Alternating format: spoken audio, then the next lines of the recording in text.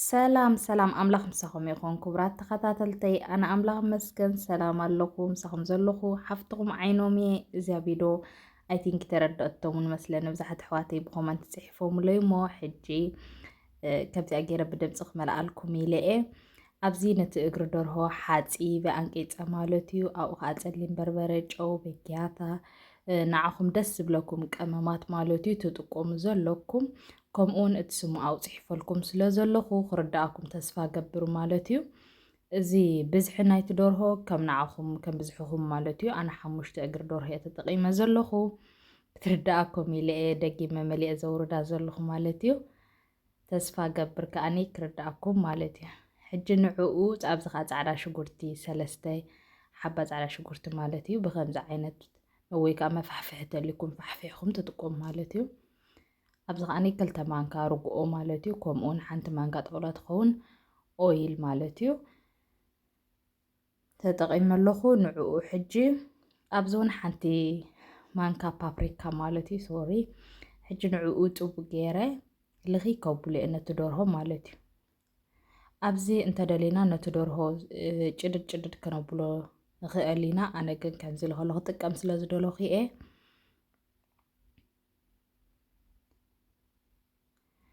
ሕጂ ንዕኡ ፅቡቅ ጌርና ልኺ ነብሎ ማለት እዩ ከም ትሪእዎ ዘለኹም ፅቡቅ ጌረ ምስ ለኸኽዎ ንፍርቂ ሰዓት ዝኣክል ከዲነ ክገድፎ እየ ማለት እዩ ተደሊኹም ኣብ ፍሪጅ ተእትውዎ ተደሊኹም ኣብ ደገ ክትገድፍዎ ትኽእሉ ፍሪጅ ተዘይብልክን ማለት እዩ ሕጂ ድሕሪ 30 ደቂቕ ክምለሰኩም እየ ንዑ ምስኡ መሳርሕቲ ዝኾነኒ ከዓ ንብዚ ከዓ 6 እዚ ድንሽ ሶሪ ሓንቲ ሽጉርቲ 3 ካሮት ማለት እዩ ኣዳልየ ኣለኹ ንዕኡ ከዓ ከምዚ ትሪእዩኒ ዘለኹም ንቁመት እየ ዝመትሮ ዘለኹ ማለት እዩ ፍሩይ ኮይኑ ንቁመት ከምዚ ጌርና ብሓደ ንኩሉ ክንመትሮ ኢና ማለት እዩ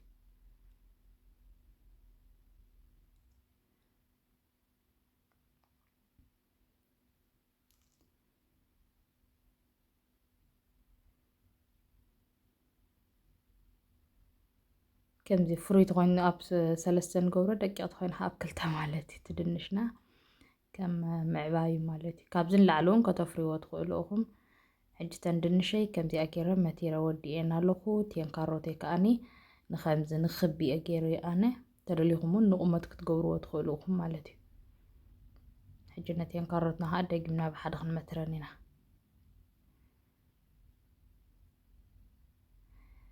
ሕጂ ትርዳእኩም ተስፋ ገብር ክቡራት ኣሕዋተይ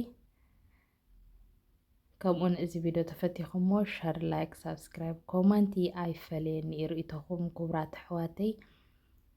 ምትባዕኹም ኣይፈለየኒ እትም ተተባብዑኒ ከዓ ካብ ልበይ እንዳመስጎንኪ እየ ሕጂ ነታ ሽጉርተይ ከኣብዚ ኣምፂየ ኣለኹ ንዓኣ ካብ 2 ጭድድ ኣቢለ ንቁመት ዋላ ንስኹም መትሮ ሶሪ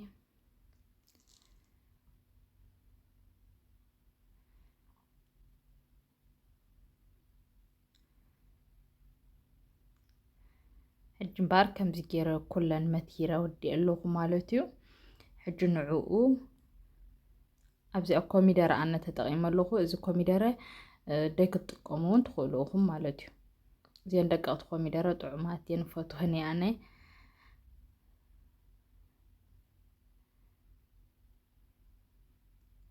ሕጂ ንዓን ካብ 2 ጭድድ ኣቢለ ተጠቒመ ኣለኹ ማለት እዩ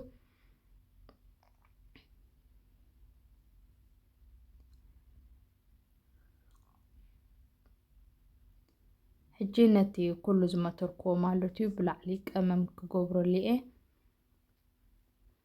ልክዕ ከምቲ ናይቲ ቺክን ትጥቀሙ ኩሉ ናይቲ ደርሆ ትጥቀሙ ኩሉ ቀመማት ከምኡ እየ ብዝውን ከእትዎ ፃዕዳ ሽጉርቲ እዚ 3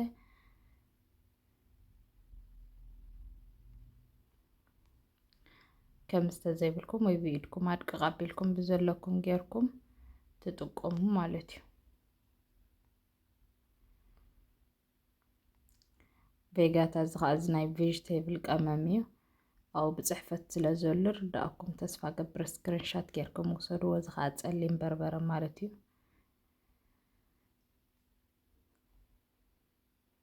ከምኡውን ጨው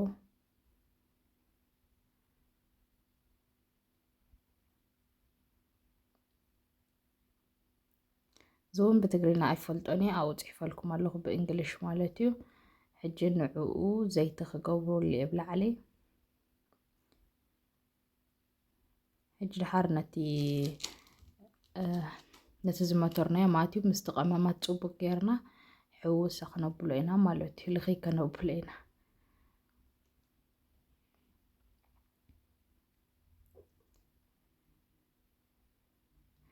ጓንት ተተጠቀምና ጽቡቅ ተዘይተጠቀምና ሓደሓን ማለት እዩ ፀገም የብሉን ብዝጥዕመኩም ጌርኩም ንዓኹም ትሰርሕዎ ማለት እዩ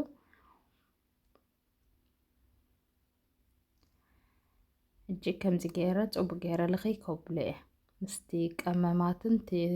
ኣስቤዛን ማለት እዩ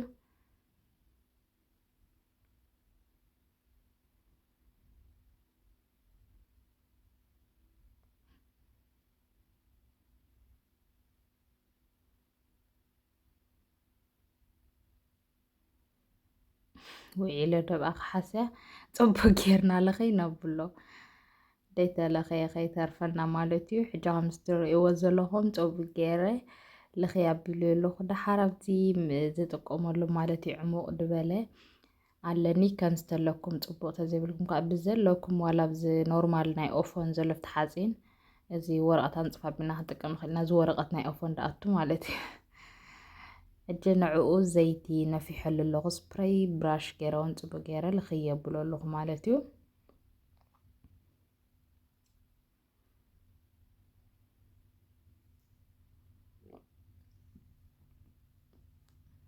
دحال صبو جيرا مسلخو خو نعو نتزمتركو أسبيزاي أو خقل بتقب تحت مالتيو نعو صبو جيرا أبتي متحازي زرقح خو بلئ مالتيو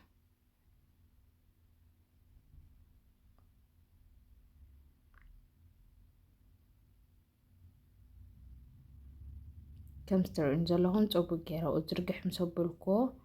كم زي سد كنبلو لنا صبو جيرنا مالتيو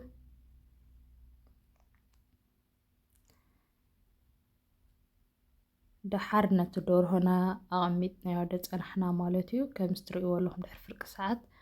حجنعوا أو خوجو بريا مالتيو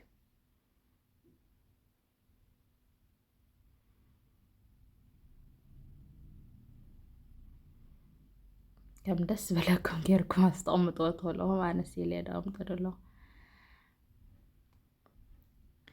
حجنعوا نتي أبتنا يتدور هزنا برك أمامات كأبد اللي علميسنا أمد كنبلينا أو قبر كنبلينا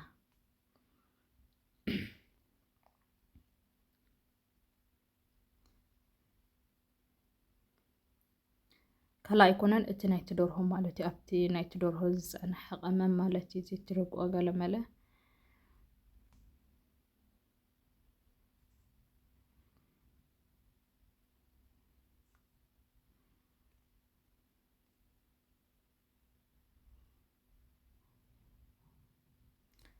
كم زيات رئيوا زلهم جيرنا صبقت جيرنا مسودقناها مالتيو أب أوفن مالتيو بخلتا 100 دقري وي ب180